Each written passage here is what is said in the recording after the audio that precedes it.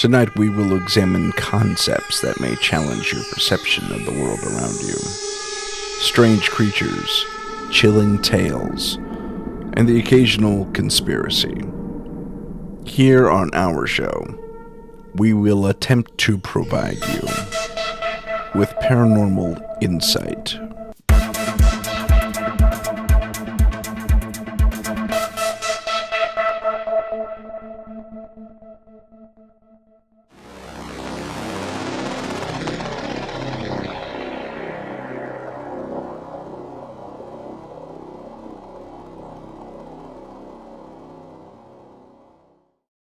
Welcome to Paranormal Insight. We will be discussing the so-called M-Theory of the paranormal. Tonight's guests are Erick Szilagy from Uncomfortable and JJROSE777 from the YouTube channel, JJROSE777. Lady, gentlemen, welcome. Thanks for having us. Hello, kind sir. Was looking forward to this until I woke up this morning and realized that my basement was partially flooded, and really didn't think that things would work out for me to get to do this, but it was a very simple plug and play, and thankfully the local Lowe's had the sump pump that I needed, and there was no major changes in the way they did things, and everything was still pretty standard. So that was about a 10 minute fix. So always good. Yeah. Is this gonna be on the Patreon? No, I did not decide to film that whole thing and put it on the Patreon. So okay, well, I appreciate you sharing it on my show. That's fantastic. it was like of all the days, Right. I got a 1 o'clock my time to do this, and it's like, as I sent JJ a message, I'm like, just giving you a heads up, these things don't usually go my way. So I'm ecstatic that it was as easy to get through this. Me too. It's a pleasure having you on. JJ, welcome back. Thank you. So today's topic, actually, it sprung from last week's conversation with Samer. We started talking about monsters from the Middle East, from Islam, and from ancient Arabic times. And we started seeing some connections between various monsters throughout the world, and not only monsters, but mythological creatures. One of the chief things was, and I actually touched on this in the show, Eric, was the Ifrit, are a type of jinn, and they're these little dudes. They're green. They have gigantic ears, and the first thing I thought of were the Hopkinsville goblins. Hopkinsville goblins, yeah, right. And you did a brief, not brief. It was pretty well. It was a nice little radio show. It was like a little radio play. You put sound effects in there and everything. It was really good. That's what I was going for. I was trying to get the old time radio show feel to it, but you succeeded. That was pretty well done. Thank you. And that was episode 60, if I recall. Yeah, okay. I don't remember. 200 episodes in, and he doesn't remember. It's been a while. It's been a while ago. Yeah, it was a lot of fun doing that, though. Yeah, it was. I'm sure it was intensive, though, compared to. There's a lot of post-production work when you're trying to pull in sound effects to elicit that feeling of being there, like you're kind of experiencing it. I understand. But it was a lot of fun. I really enjoyed doing them. They're just very time consuming, and that's why I don't do a lot of them. I did that one, and I did the one on the Do We Like Monster as well. And if I had the time, I'd do more, but they eat up a lot of time. Yeah, I understand completely. Yeah, you, as everyone knows by now, I do video editing as my one of my day jobs. Quasi day job. Yeah, it's my real day job is with doing AV work at a dental society where we help with CE and stuff like that. And I have to do all the nighttime, all the after hours work on the AV and the IT side of things. But getting back to our topic, I thought about the Hodgskinville goblins. Again, I can't speak today. And then there was something else that popped into my head, which was the Puckwudgies. And there's a minor difference there. The Puckwudgies are said to be a little bit furrier, but basically the same archetype. And then he says, "Oh, you know what? There's something like that in Southeast Asia. In fact, all of Asia, as far as the Orient goes and stuff like that. And there's these little creatures in all the mythologies over there that have little guys about 3 or 4 foot tall, gigantic ears, and they're typically green or blue." So I thought that was an interesting point of connection, pretty much globally. And then we got into we talked a little more about jinn and how some of them were blue. And I know that sounds like it's straight out of Aladdin, but it's actually based on accounts from not only the Quran, which actually has a book, like the Book of Matthew, the Catholic Bible. It's a book of jinn, which I found fascinating. I didn't know that until that episode. But yeah, there are different colors apparently, and one of the jinn colors is blue. I said, well, that's fascinating. There are blue creatures and gods across the world too. He says, well, you're right. India was my first go-to as well. Then he pointed out, well, Osiris is either blue or green. And then we go to Norse mythology. One of the elves that made Mjolnir for Thor. Yeah. He was colored blue, but his brother wasn't colored blue because he wore gloves. He was smart. But we hit upon all these, and it's not only those locations. Again, we go over to Southeast Asia, and we go to either mainland China and Japan and pretty much all the Orient. And we have a lot of blue creatures there too. And then we circle right back, right next door is India, pretty much. And so a lot of blue gods, a lot of blue people. In modern times, we had blue people, the Kentucky blue people. And that ended up being a little pinched vein or artery here. Right. Yeah. And there was a doctor who says, "Oh, I think I can fix that." And he does a minor surgery, and this brother and sister clears it right up. They were cyanotic, and they were okay with it. It didn't affect them really, except they were tired all the time. But I mean, that's just strange. A minor little glitch in the human genome, and you get this blue tint to you. And so these different points of connection kept happening throughout the interview. And that's when he and I started hitting upon this M-Theory of all things having relation, not only in the ancient world, but in the modern world as well. And I go back to you, Eric, when you were last on the air with me, you said something that kind of alluded to this. You mentioned how there were, in a haunted situation, often knocks. In a Bigfoot situation, there are knocks. Yeah.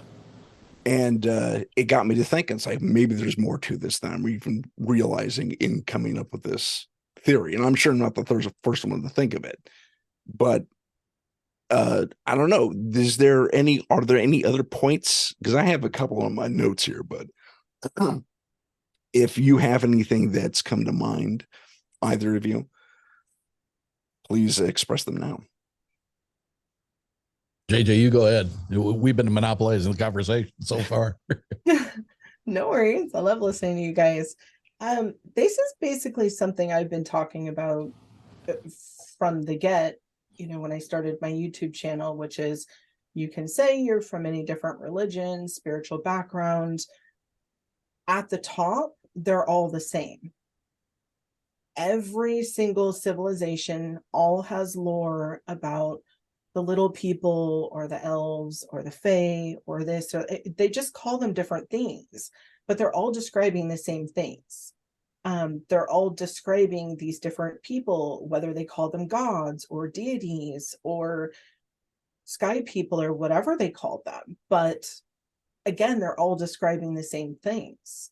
And when you think about interdimensional beings and shadow people, we're able to sometimes get glimpses. Lately, I've been getting a lot more than glimpses.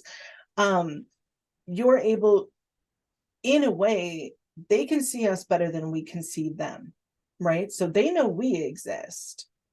We used to know that they existed. That was in familiar culture. It was just a known fact. And then over time, especially in the last 200 years, I would say, is when people started closing their mind off to these things and ignoring or forgetting that they exist. And for me, I find that sad, but at the same time, now they're making a comeback because people are there's a resurgence of people seeing them and interacting with them.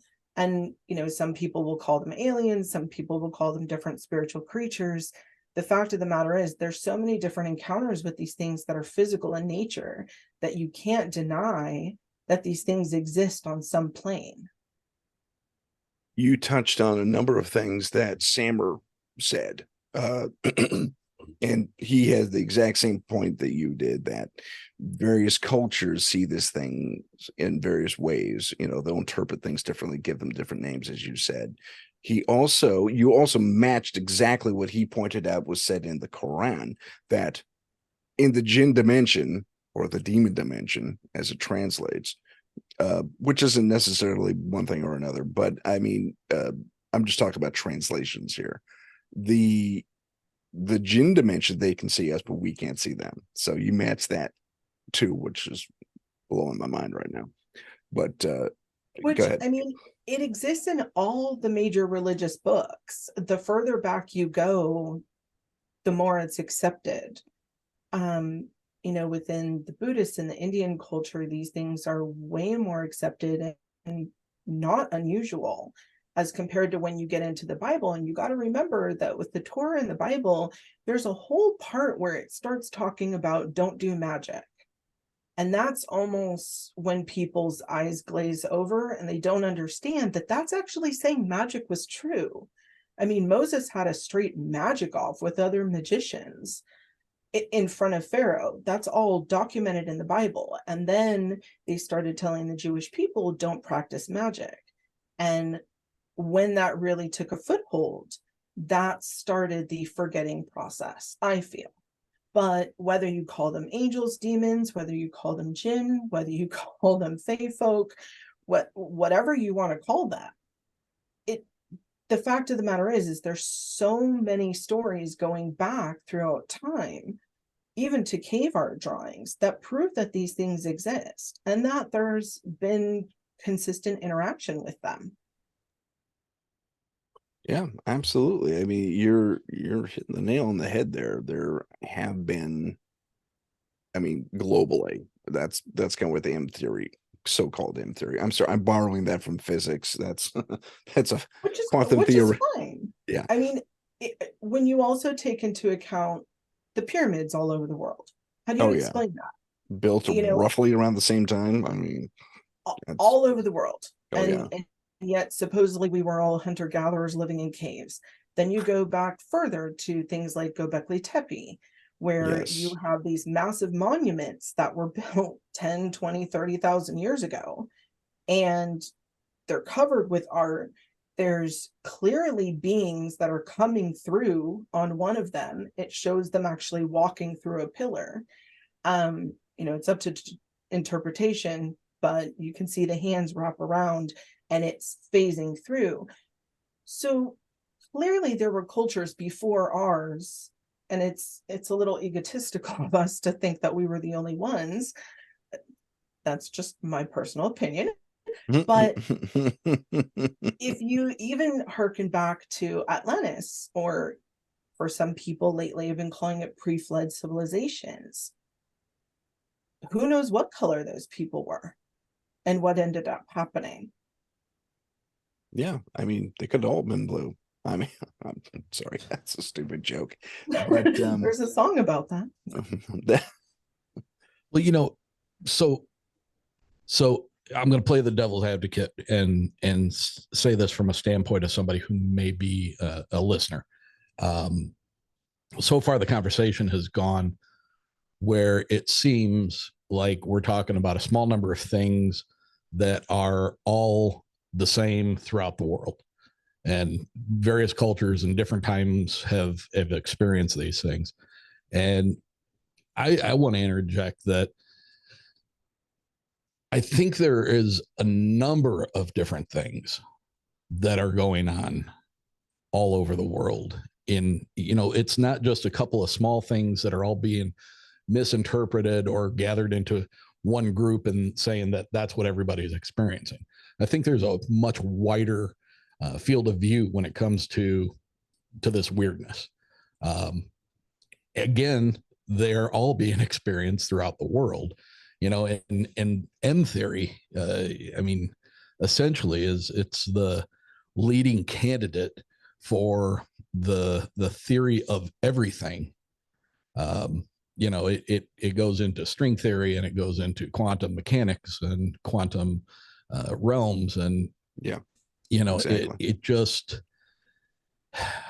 man, the longer that I'm in this, and the number of weird little one-offs that I hear about, you know, um, I just can't help but think that, you know, this is a much more vast uh, grouping of weird things that are happening. It's not just a few things that are being recognized throughout the world, and we're just sticking them all together in a group and saying, well, just because they call them this, and just because they call them the Fae, and just because they say they're the Atlanteans or the blue avians, all the blue ones are, you know, X, Y, and Z. I don't think that's the case. I think it's a much broader spectrum. And It I was agree with you, Eric. I mean, when you're talking about a layered reality, which I've discussed, other people have as well, and interdimensional beings, there are beings that might look like us from a different dimension. They have different capabilities. Those could be the old gods, right? The ones who look like humans, they just had different powers or greater abilities than we do. And then you have all these other things, the little people, you have the big feats, you've got the dogmans, you've got people who are seeing little green hands come out of nowhere, like the duende. You have all these things from all over the world. But when I'm listening to these stories, I'll listen to one, for instance, from South America, and the way that it's described is exactly how in 4 other cultures they would describe a goblin or an elf or part of the Fae family. right. They're all describing the same things, again, just because cultures, we call them different names because we have different languages, right? So if you took this back all the way, you know, 20, 40,000 years ago, perhaps when we were a global civilization with different technology, and people spoke or understood, there was like a language that everyone understood and can communicate in. Everyone just had a basic understanding that these things existed and what they were. And then when languages separated and broke off, we started calling them different things. But I'm 100% with you, Eric, that there's more than just blue people happening all over the world. There's a huge list of all of these things. And because our veil was tightened for so long spiritually, there was a time period when we were able to forget because these things weren't coming through. And, you know, this isn't going to be the most popular thing that I'm about to say, but due to religion being so foisted on so many, it shut a lot of people's minds down because they had to either forget or forcefully forget the old ways. And you know, a lot of those things didn't get written down. I was listening to something this morning that was talking about Norse mythology, and it was saying that the first thing about it didn't actually get written down until 1200. Well, In the that's the case for a 1200s. lot of religions. I mean, the Quran, it took 200 years to write that. The Christian Bible took 300 years to write that. And I think the same thing for the Torah. It's took a couple hundred years to get that written out. No one Right, was because it sitting was down all writing the things down as they were going. exactly, and it was verbal, and it was just culturally understood, just like we have certain things today that are just understood. You know, you go to a bank, you see a little owl, right? They always have those little, I don't know, in Yes. our area anyway, they have the owls up there to scare the pigeons so that they don't sit on top and poop all over the bank. Right. But imagine if we have a world calamity and someone stumbles upon that 400 years in the future, they're going to think that this was a location that we went to worship owls.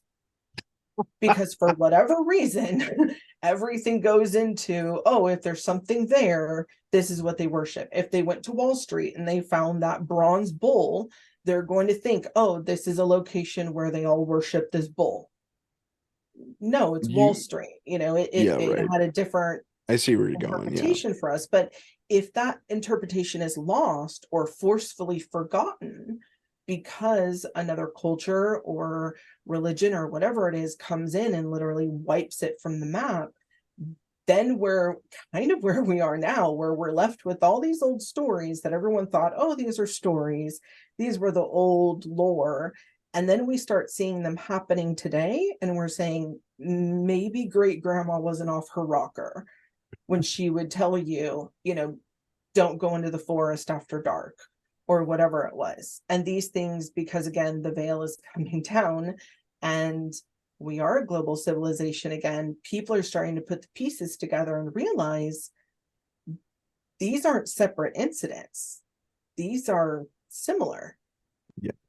To go back to Eric, yours and Eric's point, and including what you just said, there, I'm not saying that only certain points connect. I'm saying that there is, globally speaking, not only in the ancient world, but in the modern world, there are just too many things that do connect, not to be related. I think one of the things that we kind of lose, we lose is that throughout our existence, we have had multiple, we've had multiple layers of what would be considered technology. So our technology today versus what our technology was when they built these monolithic structures that we haven't been able to figure out how they did, and so on and so forth. As we start to discover these other cultures that existed thousands and thousands of years ago, we see that they had some kind of a technology, but it doesn't look like our technology today. Our technology today looks very much like the cell phone we carry in our pocket, or the podcast equipment we have sitting in front of us, or, you know, the 70-inch TV that we have hanging in our living room. I think it's all relative to the time that we are living in, and those books like the Bible and the Quran and you know the Torah and the Bhagavad Gita, is it Bhagavad Gita in India? Yeah, What she said. Yeah. Those things were written in a time, and the words that were used to write those scripts were what was understood at the time. So for us, in our knowledge today, for us to go back and read those things, those very often don't read very well. So we have to have people who are supposed experts in interpreting what was meant, or what was said in these, and translated, and I don't know that we get it right all the time. You know, I think there's a lot of I think there's a lot of science behind it, but I think there's a lot of presumptiveness that these experts are truly experts when all they have to go off of is what they've been able to discern from history themselves. So,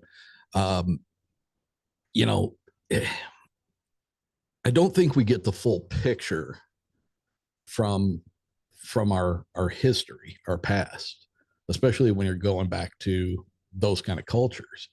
And it leaves a lot up to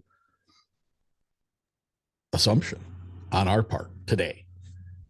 You know, like the stuff that we're talking about to me is, you know, Stephen King wrote a novel called The Mist, and it was turned into a pretty decent TV or a pretty decent theatrical release. It wasn't great, but it was pretty good. And but the theory behind that, I mean,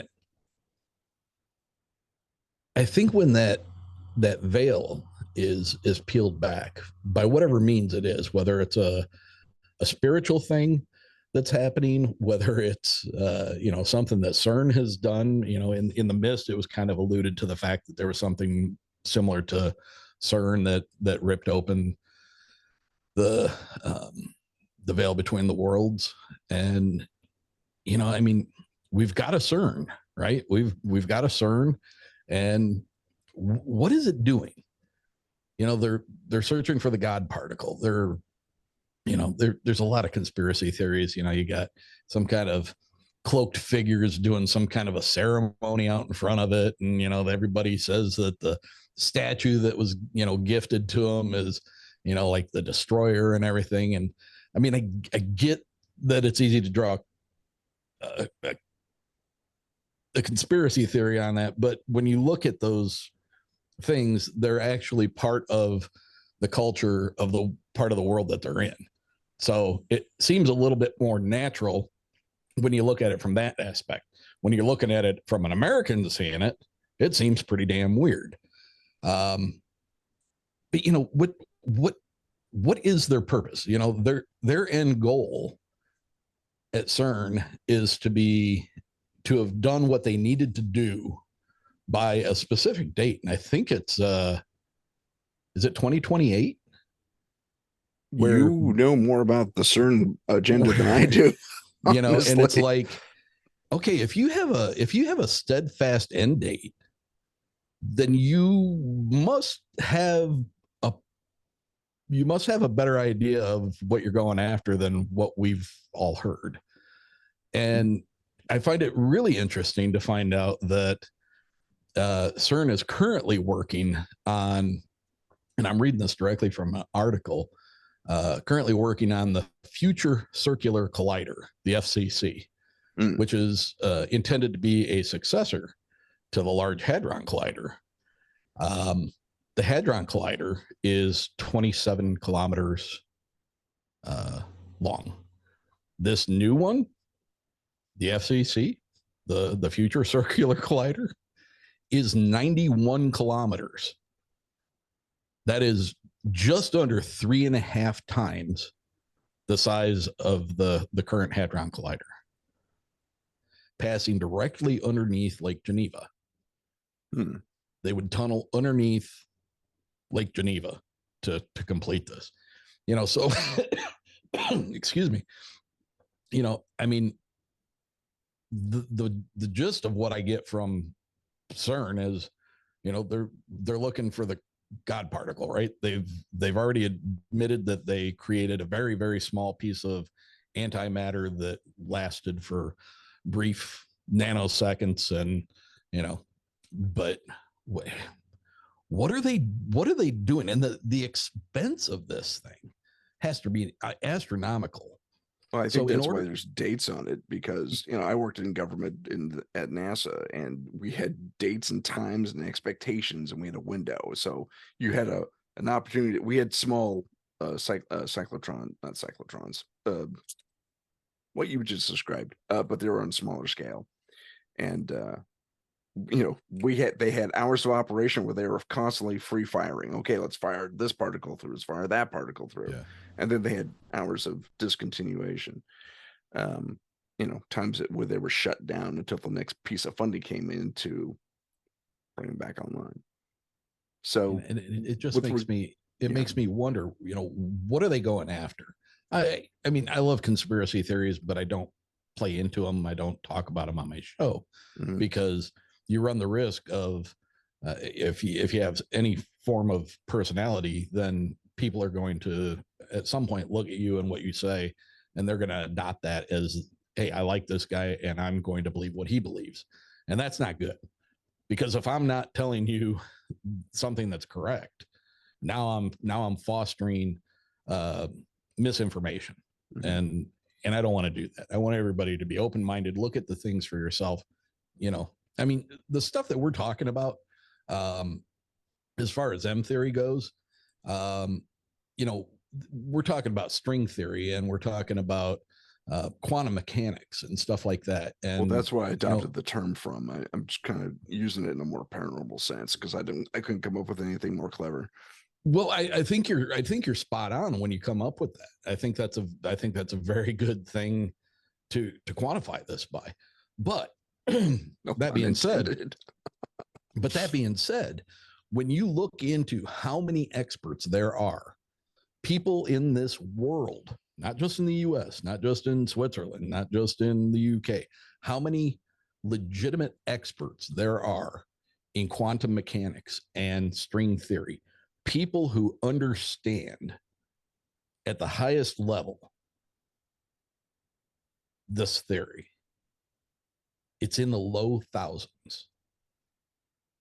We Mhm. have 8 billion people on this planet, and there are a couple of thousand people who understand what we're getting into, Yeah. as far as, so, I mean, there's a lot of room for us as normal individuals or not so normal individuals to, to not understand exactly what we're talking about and the processes of that. Right. Um, My you know, cousin blinds me all the time with this information. He's a theoretical physicist. He worked at CERN. mm, So he gives me this information all the time whenever we talk because I ask him about it. So how's it going over there? And I regret it every single time because I get lost. But because he keeps metaterming me left and right and center. But my time at NASA did teach me a little bit. And I never studied this stuff formally, but I did come to understand a lot. I'm nowhere near what my cousin understands. And like you said, there's maybe 1,000 people in the world who do. So, just put that out there. But that being said, I think it's a really good time for us to educate ourselves. I mean, I know especially in America, we have a big issue with education. Okay. Um, Yeah. Yeah. but I mean, across the world, Eric is right. I mean, with 8 million people in the world, and you have people who live in the middle of absolutely nowhere, and then you have people who live in major metropoli, and everything in between. So the education per person is kind of varied according to what they need to know in order to survive, right? Some people literally all they need to know is agriculture because that's their job, that's where they live, that'll get them through. Right. Versus the city dweller needs to know a whole other plethora of stuff. That being said, educate yourself on physics, educate yourself on mathematics. Physics is constantly changing. I obviously I had a much different childhood and background than most people, but I was being taught the principles of mathematics and physics when I was 5 and 6 years old. So I was raised with all of this science and with understanding this, having a passion for it, seeking it out on my own. I subscribe to several different scientific articles to get things straight from what's coming out. And I can tell you almost every single week, and for one point, it was almost every single day, they were saying this new discovery has completely upended the entire root of physics as we knew it. And so then everyone has to go back to the drawing board, figure out how that fits in, and then rework it from there. So it's not a perfect science, right? Like we thought we knew how everything worked and the relativity of gravity until all of a sudden we didn't. And things keep evolving and changing. And that's not a bad thing, but it can be when you're working with very old information and you're not understanding things as they're evolving. just like with belief systems. If you're stuck in an ancient belief system and you're not going to budge, even though you've been shown plethora of evidence, you know, that belief system needs to shift, change, move, you know, be a little more open or variable, you're going to be stuck. And let me jump back real quick. I can't remember if I said 8 million or 8 billion, but the world billion, the world population is 8 billion. It just went. I don't want people thinking that I think there's only 8 million people in the world, because that's not true. That's how many McDonald's has served. Over that. In just one area. But, you know, I think when we start talking about this stuff, and, you know, so many of these strange beings, these strange things that have occurred and appeared to people throughout history, and, you know, in the Quran, and they speak of them in the Bible and all this stuff. You know, when you start taking into consideration quantum mechanics and, you know, the concept of alternate realities, you know, often most associated with the idea of parallel universes. You know, in quantum mechanics, the existence of possible outcomes or states of quantum system until measured or observed. This gives rise to the concept of superposition, where a quantum particle or system can exist in a combination of different states simultaneously. The famous Schrodinger's cat thought experiment illustrates the idea best, where it says, where a cat is considered to be both dead and alive until it's observed.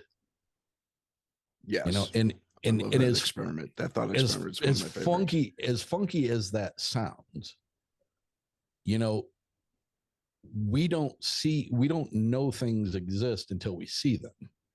And not all of us see them. So then you run into, you got people who are saying you're crazy, you didn't see that. And you're saying, I did see it. And am I crazy because I saw it? Is it a trick of the mind or what? You know, but there's so much to this that I can't help but think that all these things are actually going on around us. You know, I've had quantifiable experience with a loved one who passed away. Yeah. And you talked about it. You know, we could talk about it for an entire day, and you could come at me from the standpoint of it's impossible, it was coincidental, it was just things, you were reading it into it, you were doing this, you were doing that. And that's fine. You could do it till you're blue in the face. But my heart, my gut, with what I experienced, I firmly know in my heart that I was having an interaction with a past loved one. So, you know, I can have this conversation with a number of people, and they're all going to be at different points of belief or disbelief at anywhere down the conversation.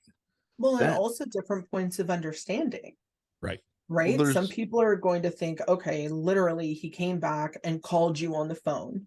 Other people are going to think, oh, okay, well, he worked through the tech. You know what I'm saying? Like, there's so many different layers of technology. And the one thing that drives me absolutely bananas, and you've touched on this, Eric, is when people get into this field and they lie and they make things up. Oh, man. Because tell me about it. For those of us who have had these real experiences that are real, we've done everything to make sure that there's not a physical reason for them that we can easily explain away. And we're reporting them. And then people look on us with doubt because people in the past have made stuff up or, you know, use technology to make things happen or make things look real, and it gets debunked later. That muddies the waters for everyone. Yeah. And I like to go into every experience assuming that the person is telling the truth. Right? When I listen to different podcasts or I listen to different YouTube videos and I'm listening to people describe their experiences, or they've written into someone and they're, recounting their experiences, or you're watching shows based on a real story, I want to believe them. because that's where I come from. Why would they lie? And then when these little things come out, it gives people who already don't want to believe, and that's how I'm going to say it. They do not want to believe. So they're going to grasp on to any evidence that they possibly can that, well, one person lied, so everything's bunk. Well, I agree with you there, JJ. I'm going to go back to what Eric said briefly about different people perceiving things differently. Same cousin who was a physicist has a sister, also my cousin, obviously, and JJ knows her, and she rather recently became aware. She started being able to, well, she basically became a medium, just the switch flipped on, and it was after her second child, I believe, and it was she is in the field of psychotherapy, and that was kind of shocking for her because she does come from a scientific background, and she didn't understand what was happening. And she knew I was in the paranormal field, and she came to me. She says, "Tim, you're going to think I'm nuts, but here's this, that, and the other thing." I said, "I don't think you're nuts at all." And she was relieved by that, but here's why I didn't think she was nuts. And my cousin, who's the physicist, challenged me on this. Tim, this thing with my sister. Do you really believe that? I said, I don't have to believe it. I've seen such things for myself. Secondly, you're dealing with a very realistic, very real process. She is able to see things in a spectrum that you and I can't. And that is science. That's a measure of energy that she is able to receive in her eye, cones and rods and all that, that she is able to perceive. Something got altered in her to one degree or another, and she's able to perceive this other layer, similar to the way the jinn are able to perceive us. I didn't go that far into it, but you understand my point. Not everyone has basic 20/20 vision, myself included, and can see, the full spectrum of colors. Not everyone has the ability to see all colors. A lot of men are colorblind, for crying out loud. I only found that out very recently. I'm not one of them. I'm very fortunate. I can differentiate between blue and black. That's the most common one. But there's also those of us like JJ and like myself to a degree, and even Eric to a degree, who can actually physically pierce that veil a little bit, or to a great deal like JJ can. And it is a physical thing that's happening in our eyes, in our brains, all that fun stuff. So this, for me, coming also from a scientific background, having worked at NASA, having been in the Air Force, all that fun stuff, there is, for me, a proven scientific reality that people have different variances of vision, hearing, and perception. That is the end of my speech. I'm sorry, I sucked up a lot of time there. Go ahead. Well, I want to say, based on what you said, I think JJ's, you spoke about our abilities to see into this other stuff, and I think that's a fair assessment when you are talking about JJ. But I think the difference, obviously, there's a huge difference between her and I. I mean, absolutely between her and I as well. Yeah. On my end of things, I have not ever felt that I have the ability to see into this stuff. I come from the standpoint of, for some reason, I'm being allowed to see into this stuff. It's showing itself to me. Whereas she can at will go and look for it and find it. I think there's a big difference there. I'm sorry, Eric, let me step in real quick on that point. For JJ, if I'm not mistaken, JJ, it's not always at will for you. Even if you try something, you don't always get a reaction, do you? It depends. To speak to what both of you are discussing, when we're young, we don't have any of these filters, which is why most children see these things, experience things. And then over time, with parents saying, no, you're not seeing that, that's not real, we build up these mental filters. And so when we become later teens and adults, when these things are occurring, our mind's already putting a filter that it's not happening. So we're ignoring it.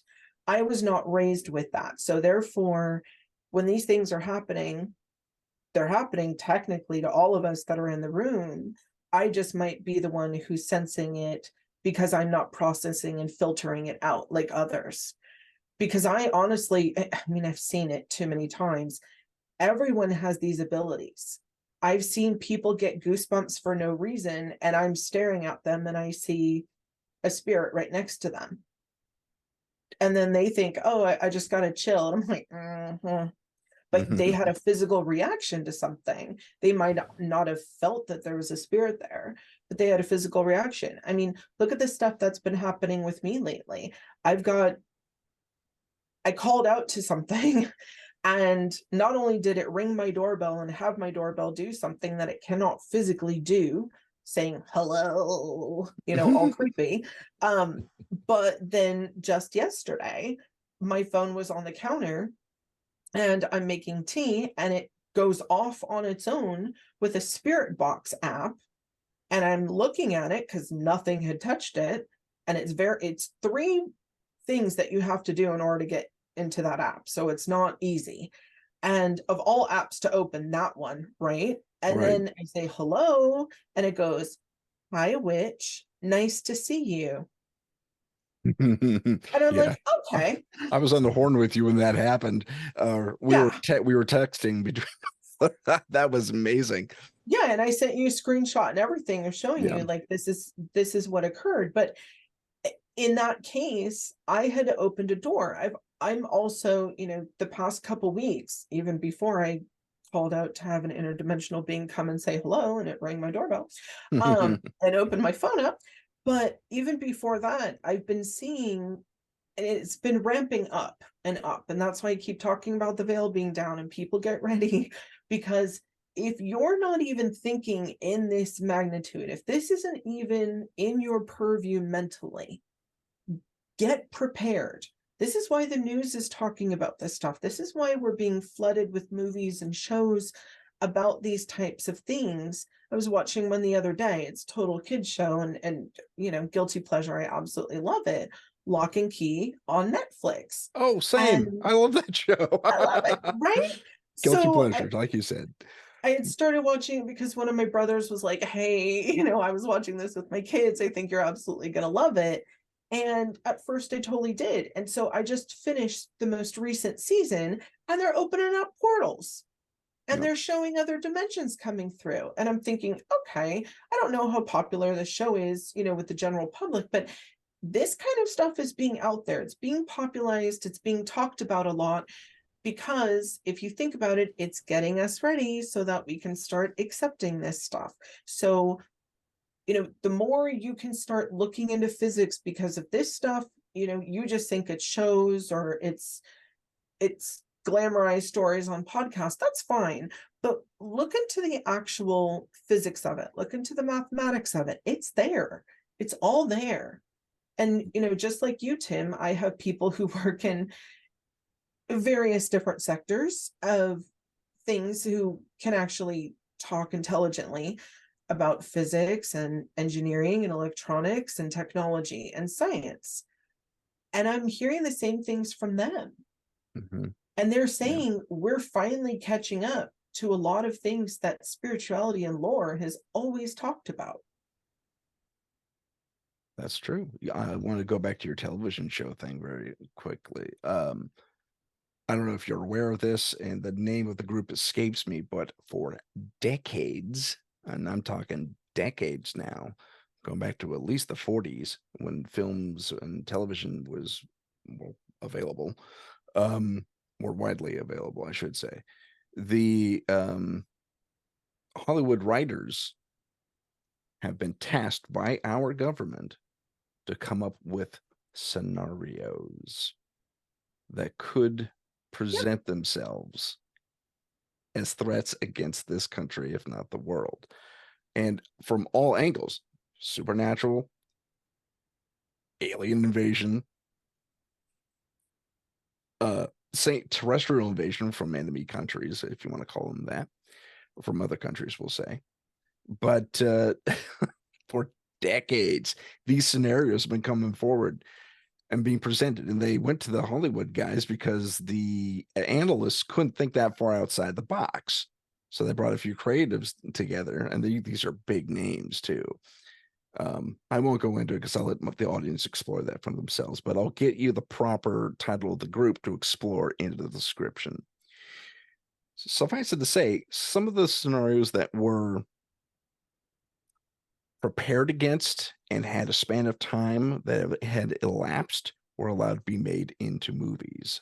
One such movie, one of my personal favorites, is Red Dawn. Isn't that amazing? Red Dawn was one of those scenario pictures. Yeah. And there's been several others since and before. Well, I feel like I keep jumping back every time it comes to me to say something, but I'm going to do it. JJ said something about being in a room full of people and being the only one that saw what she saw. Nobody else was perceiving what she saw. And, for me, I love all the high strangeness, but Bigfoot for me is a lot of fun. And it's something that I've been very into for a long time. And one of the things that kind of comes to mind about that is you have a segment of people who have experiences with these things where they see them out in the wilds, in the woods, and they seem to be completely natural, completely physical, and they see them enter into view, they see them exit out of view.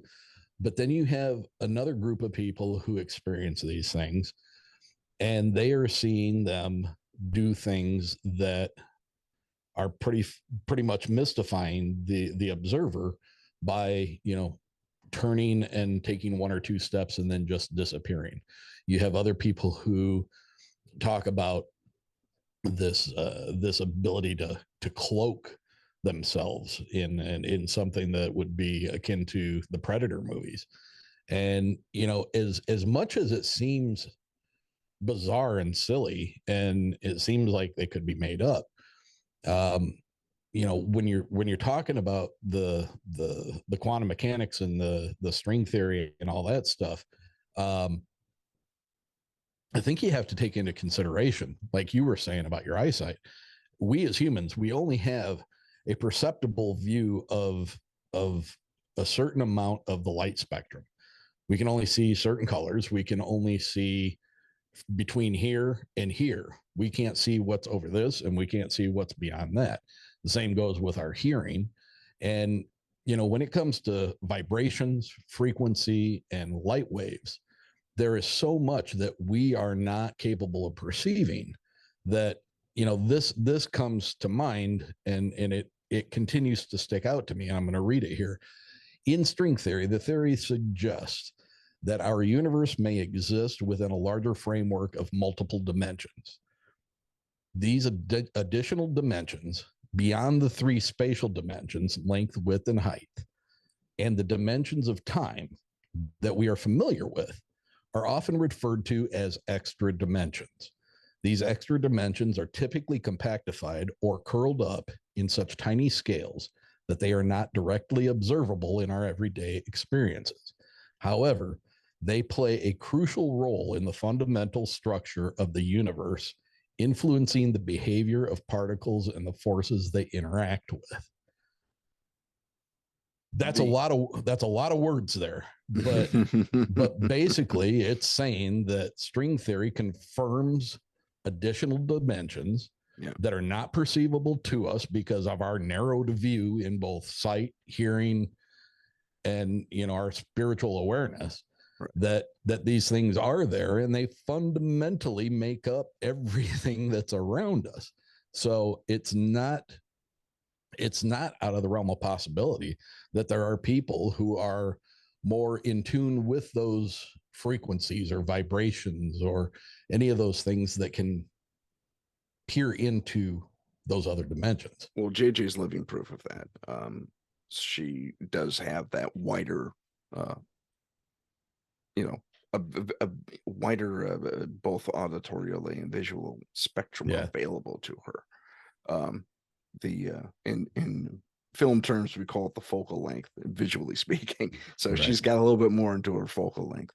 Well, and to that, I'm not alone. It's not like I'm the only one that can do this.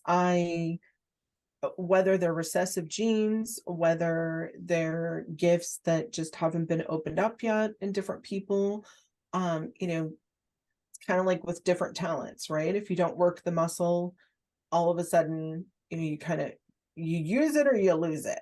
And again, with conditioning children over time to, oh, that's pretend, oh, ignore that, that's your imagination, that's not true, that muscle gets lost.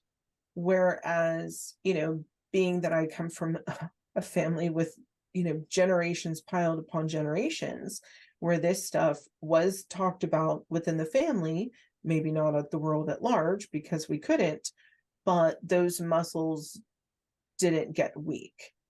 But I truly do believe that everyone has this capability. Some maybe more than others, and some will develop over time. But I mean, I've seen people who are quote unquote just mediums all of a sudden develop different skills and gifts later on because they're needed. And maybe some of that is extra dimensional help coming in and working with them and helping them. But, I am living proof to tell you, I've seen and understood and heard too much for this stuff not to be real. And I'm not insane. I'm very certifiably sane. So certifiably sane. Interesting way to put that. I have it in writing. So I got a good brain. But that being said, it's all the science is there. It's just a matter of understanding it. And Eric, with the thing that you read, I understand that. That makes sense to me. I actually, in one of my, I think, very early audios, I talk about the different type of physics, and they talk about each dimension and how it differs from the one before it. And you'll hear people talk about this, 4D, 5D, and all that type of stuff. Well, it goes all the way up to 10. Now they're working on 11 finally. But when you understand that you're not just limited to this third dimension here, that our minds are able to open up. I mean, think of how much of our brain we don't even use, right? Why is it just sitting there and we're not using it? It has to be there for a reason. Why are there all storage? I'm kidding. Yeah, and why are there all these DNA sequences and genomes within us that we don't even know what they do? Oh, you're talking about the part of us that are lizard, part of us that are possum, those little dead pieces of DNA that we literally have every creature on Earth inside of us, that type of thing. Well, and even beyond that, there's parts of the DNA genome that they sequence that they can't understand what it's there for. I understand. I'm sorry, I misunderstood what you said earlier. Okay, yeah, you're right. And I often argue that we are not evolving. I argue that we are devolving from what we were. So if our brain capacity is so underutilized, and we're only using a very small part of our brain, and we're able to come up with this kind of technology, what if that's been a progressive downsizing of our abilities? What if the cultures that we're talking about 10s and 20s and 30,000 years ago, what if we were using a much larger part of our brain capacity? Yeah. What did our technology look like back then? Was it something mechanical like this? Probably not. It was something more in lines with the type of stuff that we've been talking about, and in more of a metaphysical realm, I would think. Do you think it's orchestrated? Do you think the powers that be they who they are, here on Earth, are afraid of us advancing? That's a really good question. And my initial answer to that would be, I don't think that it was orchestrated from the beginning, but I think once it was recognized, then the powers that be decided to jump on board and continue that process, and encourage the downward spiral, if you will. I'll go as far as to say this. I spent several years working a part-time job in IT at a local high school, and my children went to that school. They did very well, but when they got to college, it was extremely apparent that they were nowhere near being prepared for the collegiate experience, as far as academia. And I had a chance once to speak with one of the best teachers at that high school that they had attended. He and I had a conversation in the hallway, where he asked how the kids were doing in school, and I said, they're doing good. I mean, it's a learning curve. And I said, I do have to say that it's pretty disappointing to have them at the point that they're at now and realize that their high school career was found to be lacking considerably. And I was surprised, because I thought he was going to kind of cop an attitude with me and jump on, this boisterous, teachers are great and all this. Instead, what he said was, I have no doubt. He's like, if you had any idea how far down I've had to dumb down my curriculum over the past 10 years, you would not believe. So, can I ask you what year this was roughly? When we had the conversation, that would have been 2017, 2018, maybe. Because my kids graduated in 2015 and 2016. Okay, gotcha. So, they would have been in their first and second year of college, respectively. But he said that he literally was forced by the administration to dumb down his teachings. I taught at the high school level briefly for like 3 years, I think. And then at the college level after that, I was part of the AVID educational system, which took middling students and made them A students. And I was successful in that. I took all my kids to A's, which I was very proud of. But you're absolutely right. In fact, I can pinpoint almost to the day when when the lesser educated kind of won an argument. And it happened at the school I was teaching at.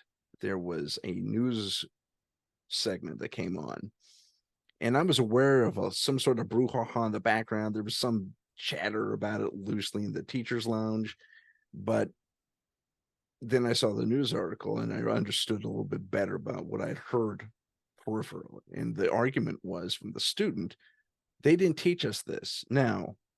And then I go to take my SATs and I failed because they didn't teach it to me. Now, the argument was they didn't teach it to her. The truth of the matter was she cut classes left, right, and center. The argument was further made that the teacher didn't single her out as a student in need and pry her with all this information. Okay. Teaching can only go so far, especially if you have 30 students per class, and every class period, there's another 30 students. Okay, that's a lot of responsibility by itself. And so this person, this student, won their argument with the school board because there was a lawsuit threatened. They said, no, no lawsuit, we'll abide. And they give her a passing grade and all that fun stuff. And I think that was the moment, at least in my district, in my neck of the woods out here in the southern, I'm not in Southern California, I'm in Northern California. And it was that permeated other students having similar situations, made a lot of noise.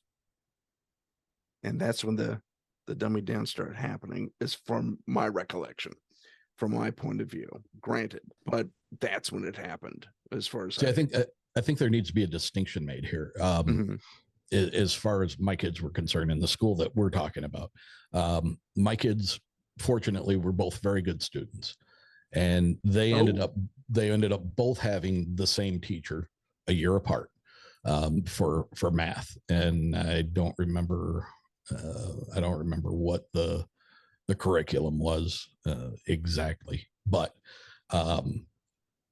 you spend your life with your kids. You're watching their grades as they're going through all of elementary school and they get into high school. And then you're faced with a situation where your kid's not doing well in a class.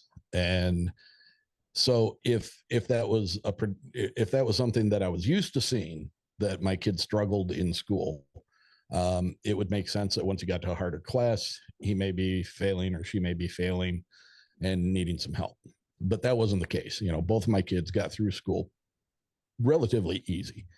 And when, this teacher in particular, I knew him through coaching. And, I felt at ease with going and talking to him. And I told him, I said, listen, you've got my kid in your class and he's coming home and he's telling me that he doesn't understand what you're teaching. And when he comes up to ask you a question, your response to him is go back to your seat and pay better attention. That's laziness. That's not being a good teacher. I agree wholeheartedly. Now, I had that experience with both of my kids, both with the same teacher. And the second time around, I said, do you remember when we had this conversation last year? And you're doing the same damn thing. Yeah, I agree. There are bad teachers out there. And that made a huge difference, because then he knew he couldn't get away with the lazy shit with me. And when my kids did ask a question, it was because they truly didn't understand and needed a little bit of extra teaching.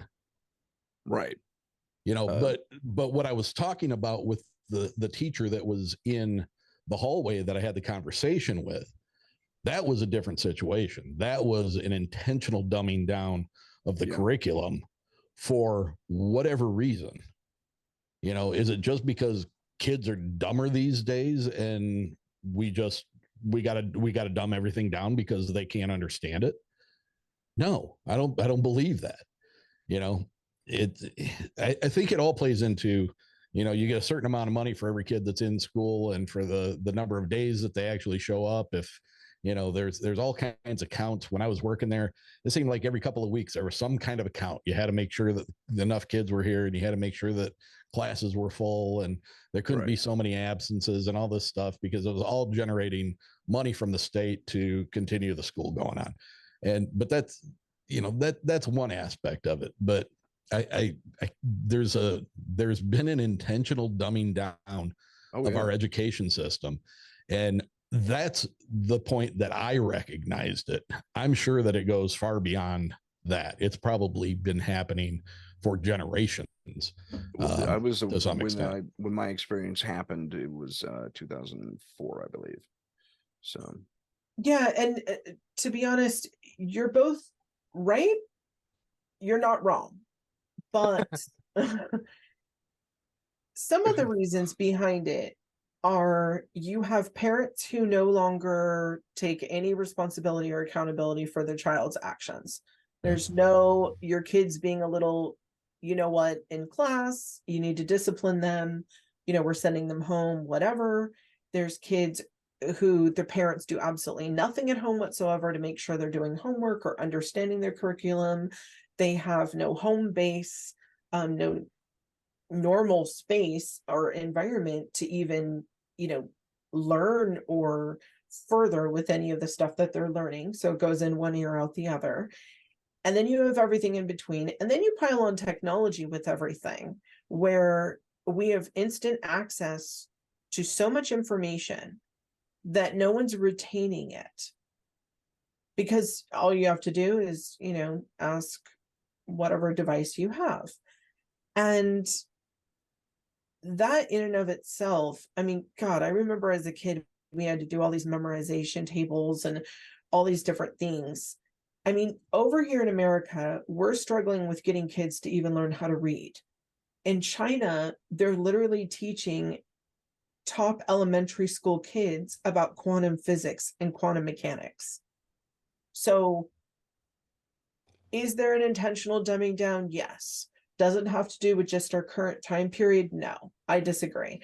I actually think the intentional dumbing down went way back to during the Nicene Conference, when they started breaking things up and deciding what, you know, Gnostic books were getting thrown out, what was going to become the Torah and the Bible, and the witch trials and the Inquisition, and ramming religion down everyone's throat and saying you either convert or die. Well, you know, which one are you going to choose, right? So a lot of things were lost. A lot of understanding of old cultures, civilizations were lost during that. You know, you got to remember they had book burnings as well. And, you know, again, current day books are not the problem, people. Okay. The issues are the ideologies. And like I was saying earlier, getting stuck in these belief systems. And even though you have so much proof thrown at you that it's false or it needs to be modified in some way, shape, or form, people dig their heels in further to stick to this ridiculousness of old that's based on either a falsity or a half truth or half understanding. I don't want to say everything has bad connotation or reason behind it, but if you're going around like you started out, Eric, with when you were talking, was saying why you don't discuss conspiracy theories often on your show, because you don't want to say something is something and then have someone really like you and follow you, and then they start believing in it, and then you find out it's false later, but that person never does. Right. And then they're living their life under a false pretense. That would be a half truth, right? Or a possible untruth. And it just never gets back to that person and rectified. But they go off and they tell everyone that, and then they start a cult, and then everyone drinks the Kool-Aid, and here we are with an issue with people trying to burn ice, not understanding, you know, why a Bic lighter isn't melting a snowball. I mean, it's 2023, and there's certain things that I don't know. I know we went completely off topic, Tim. I'm so sorry, but we did. But at the same point, I think it's kind of important because, you know, like what you said about, you know, parents being too busy to take time and stay vested in their kids and pay attention. A lot of that has to do with, you know, divorce rates being so high. Agreed. A lot of families are one parent households, and you know, going back to what you said, Tim, you asked, do you think that this has been an intentional dumbing down by the elites? Right. Yes. So in the aspect of answering a partial yes to that question, countries with the highest divorce rates include the United States, Russia, and Europe.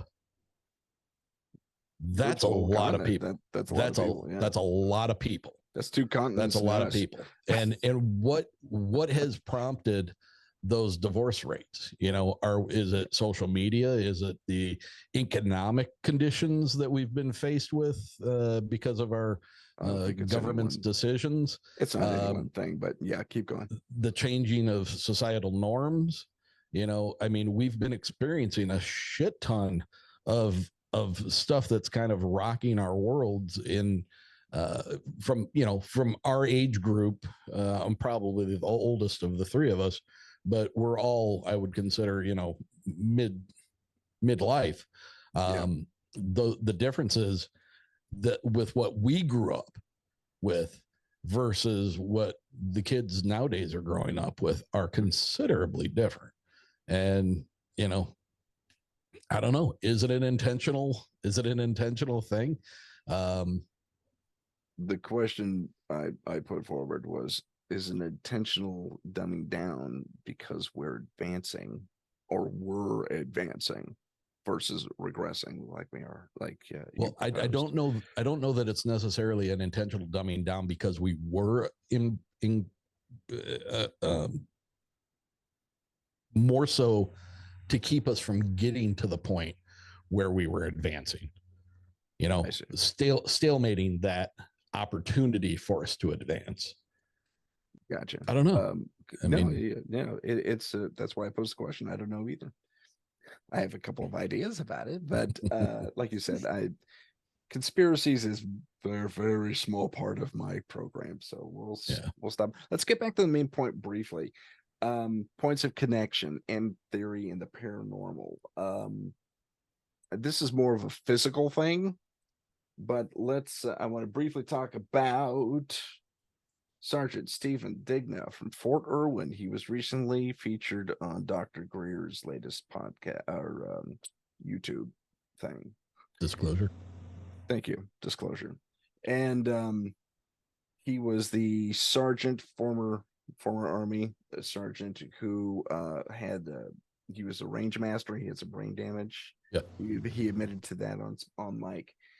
And he told the story of how he encountered a time kite, which is the small black thing that had the weird texture to it, almost like a cat's tongue.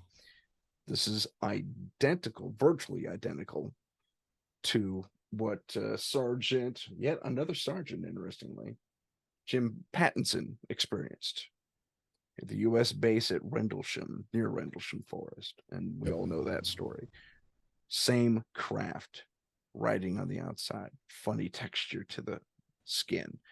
His story differs in that he was taken into the craft. Inside the craft, even though it was really small on the outside, had kind of like a TARDIS effect.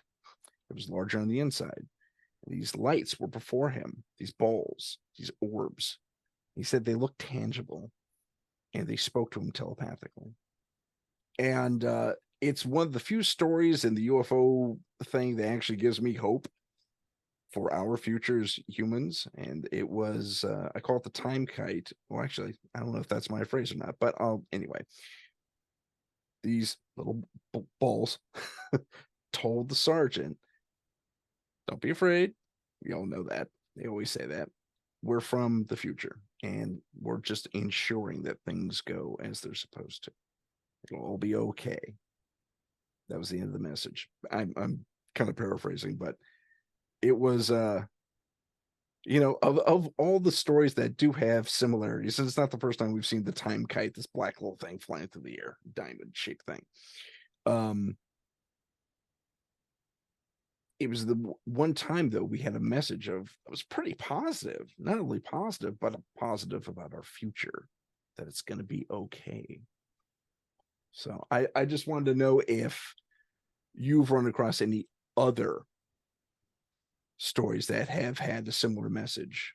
Yeah, actually, the craft description was different. It was not what you're referring to as the time kite, but in the 90s in rural Zimbabwe, the aerial school, that experience encapsulated just over 100 people, all kids, administrators, school teachers, nearly 100 people experienced that that landing of a craft and the subsequent exiting of entities that were very much what we're used to hearing as far as the description of being, grays, 3.5, 4.5 foot tall, larger heads, big almond eyes, very black in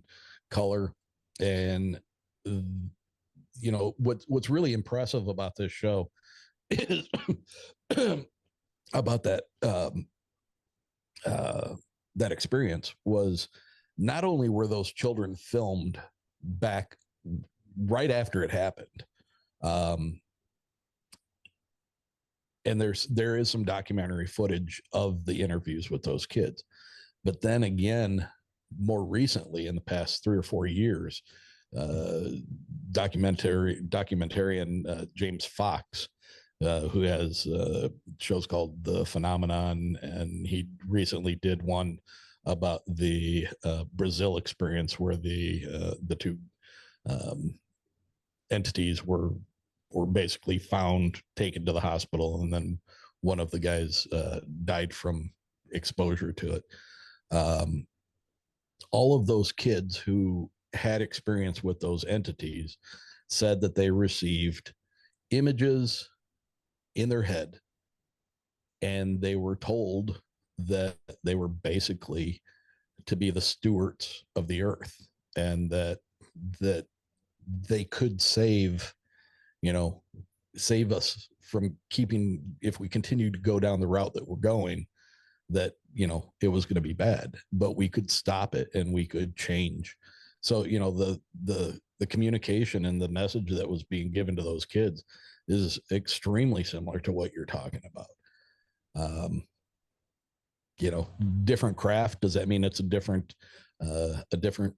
set of beings? Not necessarily. If you pay attention to Bob Lazar when he worked at S4 out there as a part of Area 51, right, he said he observed 9 different craft that were all considerably different in appearance. Are they just different models? Like we have coming out of Detroit. Are they just different models of vehicles and all coming from the same place, or are they all different? Different civilizations all coming to us for the same reason. Why is that? What are we doing that would garner that much attention from multiple species? What are we doing that would it begs, yeah. It also begs the larger question: why do they care? Are we important to them at a later stage, maybe? Well, perhaps if they're living right next to us in another dimension, Well, they you bring care up, because they're yeah, sharing the same planet with us, and they would like us to stop doing what we're doing. Eric, back to being good stewards, which was the message given to those children, it actually states that in the Bible. And that's the one part of especially this Christian nationalism movement that's been happening. That's actually really, really revolting to me. This whole kind of merging of capitalism and Christianity into this very ugly little thing.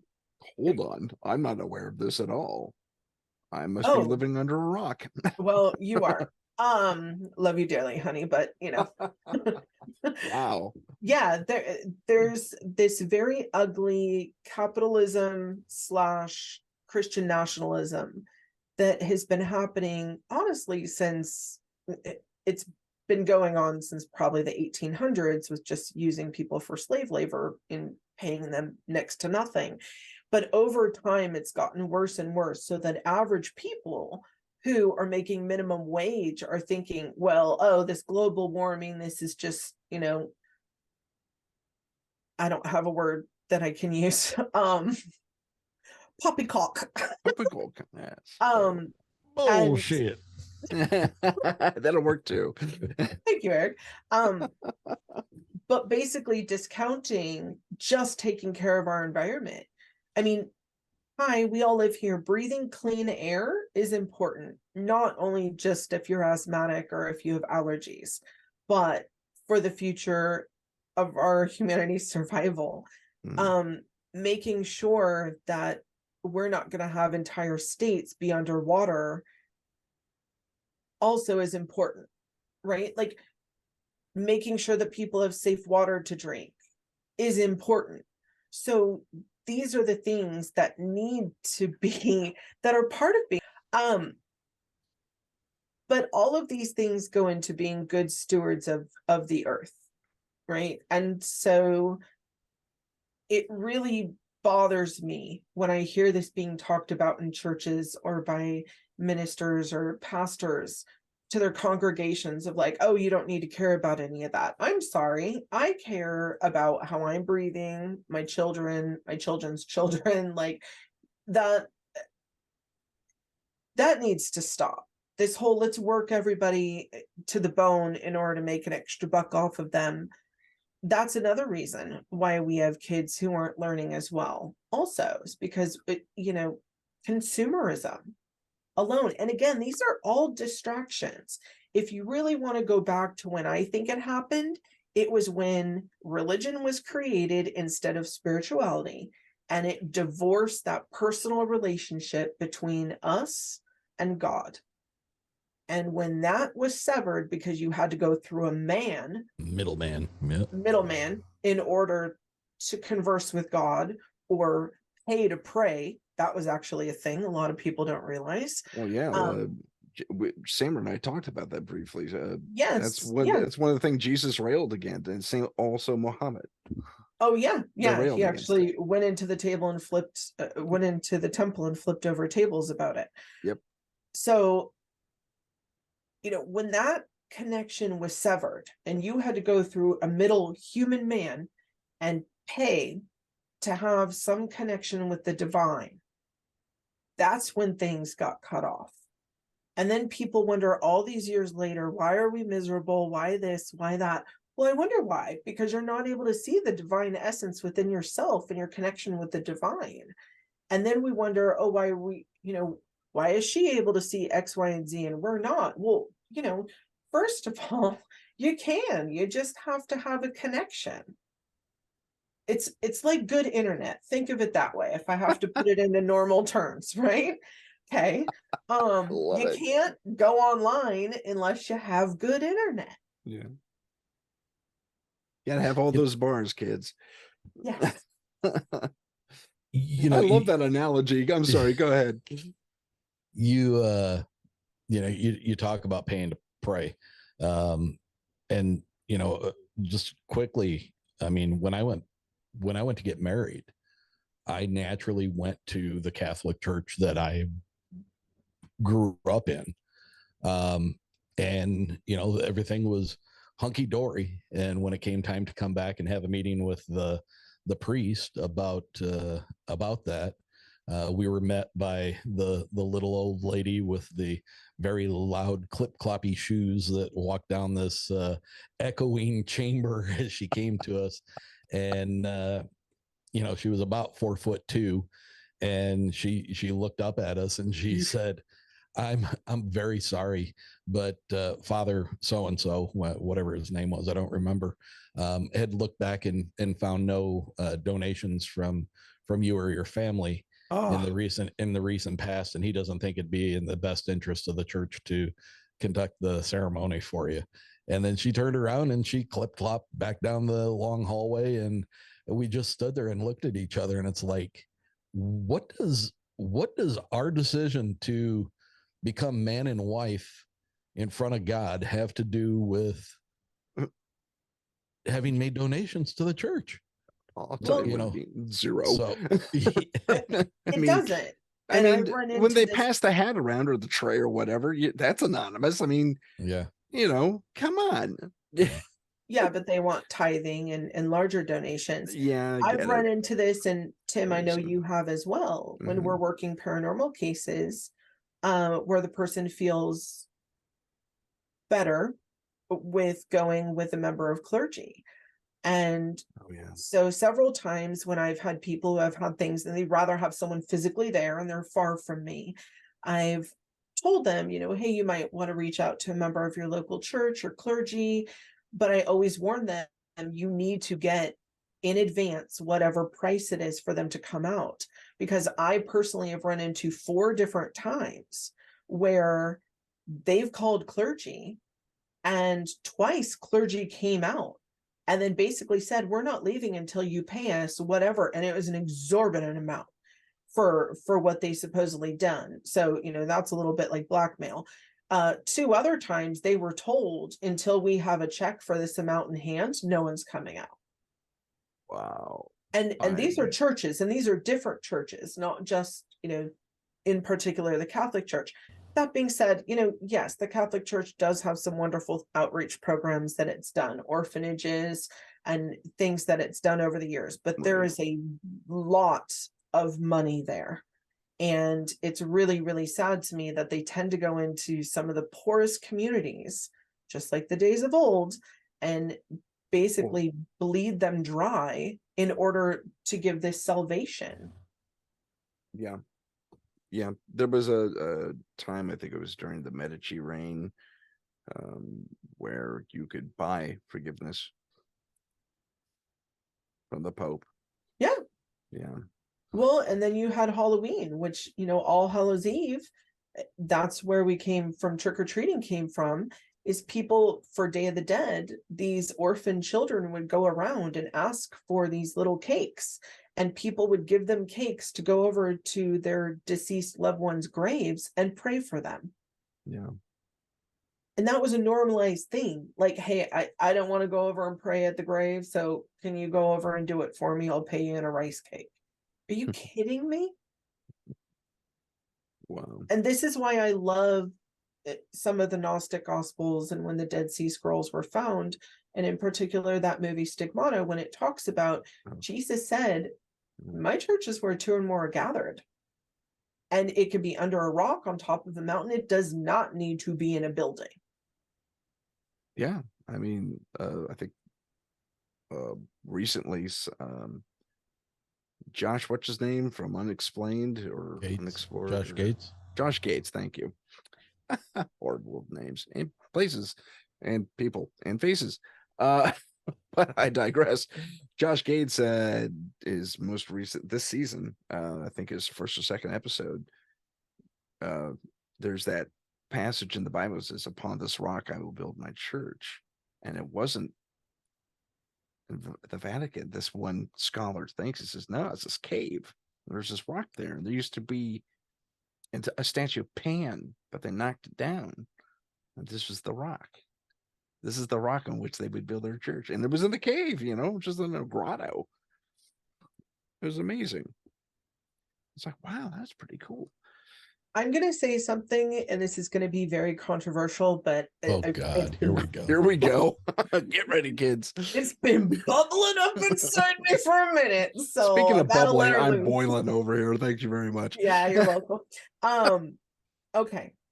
So when I talk about way back when they started religion and they took away your personal ability to pray, commune with spirit, and they started severing that, and then it was convert or die, right? Mm-hmm. When that started, that's when you had secret societies start. The Masons, Knights Templar, keep on Rosicrucians. You can keep naming them one after the other. And she's spanning thousands of years here. I am. They didn't all Yes, happen I at am. the same time. No, not at all. But, you know, one led to another, led to another. Right. And the reasons why these needed to happen is because people don't realize, they think, oh, they're secret, they're doing something, you know, nefarious. No, they were trying to keep the true spirituality alive, but they had to do it under these secret pretenses, because if you were caught praying at home without paying in a church, you died. Or they cut off one of your arms, or they took your land, or they took your home. People don't realize there was all this violence around this, that people literally, it was convert or die. There was no in between. So secret societies that get these really bad raps now, and I just don't understand why. When you really deep dive into what it is that they're talking about going within and connecting with the divine. And understanding all these levels of our being. And it's absolutely beautiful. I mean, Tim, you and I have met several times at, at the Rosicrucian Museum near us. Oh, yeah. And actually, when you were writing your book, we went and sat right there at in front of the temple, and I had a little conversation about it. And it's absolutely wonderful. And that all ties into alchemy, and it ties into all of these larger concepts. And the fact that they're demonized today chaps my hide, okay? For lack of a better term, simply for the mere reason that it's that small-minded thinking. Oh, it's secret, so there's something nefarious. No, it's secret because not everyone should have that information back then, because A, it was convert or die, and being killed off by the church, but also to preserve it for future people who were ready for that growth. Just like what we're all talking about today. Why are some people opening up spiritually and having these awakenings and starting to see things and commune with things and understanding physics at a different level when it's never something they've been interested in before, and things are starting to make sense for them, whereas other people are taking us back to caveman times? Thank you for letting me get that off my chest. Today's pulpit tongue. My religion isn't the greatest thing in the world. It's brought to you by JJROSE777. And red. One more thing. I got one. I'm more sorry, thing. we're out of time. No, go ahead. Go ahead. I'm teasing. So JJ was talking about, climate change and, the possibility with the raising of the sea levels and losing, portions of several states around the US because of that. What happens to the people that live there? They become displaced. They have to move inward, more towards the center of the United States, correct? And what have they been talking about now for the past five or so years? They keep talking about these 15-minute cities, right? Yeah. Where everything can be reached within 15 minutes, whether it's walking or biking. And it's become a popular idea. So if you consider the fact that they're already talking about these cities that are going to be much smaller communities, and you're looking at a number of people that are going to have to egress the coastal areas and move in closer. If they do decide to go with these 15-minute cities or whatever they want to call them, you're going to have an increased population. And what happens when you start piling people on top of people in small communities and small cities? You start increased violence, increased crime rates.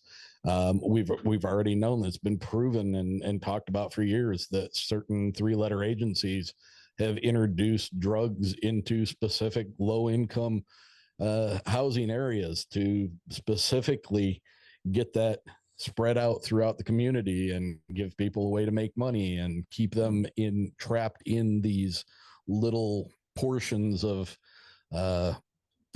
hell. Yes, there are all these stack communities are starting to come up. Did you see the one? There's a TV show out called Silo. Someone's actually building it, I think, in Denver. Yeah, I saw the I don't remember what streaming service it's on, but it's on my list of things to start watching. I'll probably wait until it starts cooling off and gets not so nice out. But yeah, that looks very interesting. And I'm not saying that this is what's happening, but if it is what's happening, I mean, there's an actual project, Silo project. They call it Silo, and it's underground. It's in Denver, and it's a circular community basically, and it goes down for hundreds and hundreds and hundreds of feet, and it's frightening. In my personal estimation. You might have me as a neighbor sooner than you might expect. That's all. Fair warning. But yeah, that's it for me. I mean, there's just so much weird shit in this world that's going on, and when you start looking at it with an open mind, and I just think that you can't help but draw correlations to other weird things that are going on, and early on you started with talking about people who go out in the woods and are looking for Bigfoot and they hear the knock, right? And then you have people who go investigating haunted houses and you hear knocks. And a while ago, you were talking about this gentleman going into the TARDIS-like environment inside that time kite and had these balls of light. There are balls of light related to multiple Bigfoot experiences. Oh yeah. I went to a graveyard and did an investigation. The first time I ever went looking for anything with my kids on a kind of on a whim for a paranormal investigation, and I had one manifest in front of me. You know, my daughter and I both saw it. It was a bluish white light that came out of nowhere and zipped around for a brief second and then disappeared. You know, there's reports of these lights in every aspect of things that we're looking at, considering to be under the umbrella of high strangeness and the paranormal. You know, well, I think the paranormal is just stuff we don't understand yet. So you can go back to the adage that magic is science we don't understand, and the same thing could be true for these other phenomena. Yeah, I think we've ranted about everything possible. And we did go off the rails a little bit tonight. I think we took this as far off the rails as we possibly could for you. We definitely took the long road to. Thanks to Eric for bringing it back around. Yeah. On topic. That's fantastic. Well, Eric, JJ, thank you so much for being on the air with me on this rather fascinating topic. You took us down a great road. I'm sure everyone will enjoy it. Ladies and gentlemen, I want to thank you for watching and listening, and we'll see you next time on Paranormal Insight. Thank you for watching and listening. Please click the subscribe button and activate notifications for future episodes and other content. On Spotify, please don't forget to leave us a 5-star review. If you have a paranormal experience that you would like to discuss on the show, please email us at paranormal.insight.podcast@gmail.com. That's paranormal.insight.podcast@gmail.com. Find us on Facebook and Instagram under paranormal.insight.podcast